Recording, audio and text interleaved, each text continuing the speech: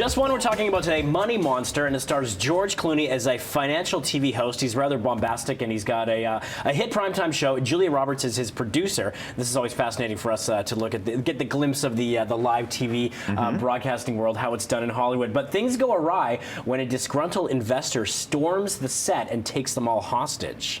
Have a look. Don't move. This is a union thing. Oh, Jesus! Cut the feed. Turn those cameras back on. Turn those cameras back on. Jesus Christ. Whoever's in there, turn those cameras back on right now. I can't once I turn them off. You're lying! Turn the cameras on. Patty. One. Patty, what do you want me to do? Turn them on, Patty. Two. What do you want me to do? Turn them on. 5 minutes. You have the remote. Now that seems very effective, and this movie's directed by Jodie Foster.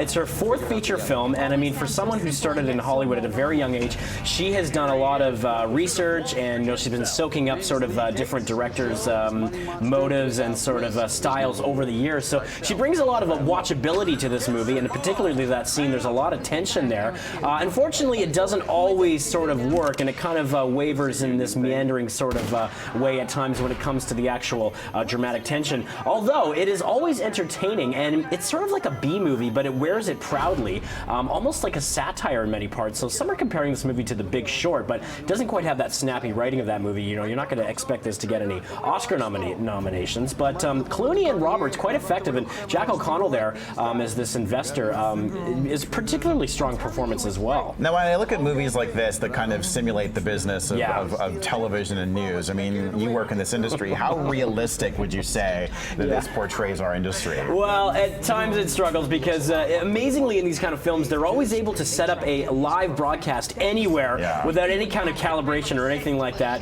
So sometimes the technology is a little more advanced, or they've got a little more money at their disposal, let's say, in these types of films. But that aside, the movie still works in many ways because you've got that competent direction, and it does become increasingly ridiculous. There's this conspiracy plot, but it's always watchable thanks to the magnetism of the leads. And there's a lot of comedy in this film, Kyle. Some of it is written in there to break the tension a little bit. Some of it is unintentional for sure.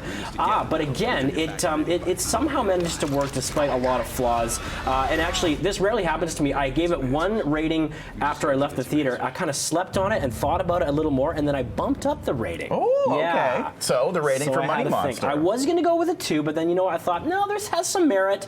Despite its flaws, I will recommend it. I'm going to go 3 out of 5. And you know, having that cast with Julia Roberts and George Clooney, I mean, that for a lot of people right in itself is a reason to go and check this out. Yeah, there's no romance here. It's a professional chemistry, but it still works. It does, correct. Kind of like ours. That's right, I was going to say. Professional chemistry, but no romance, right? Indeed.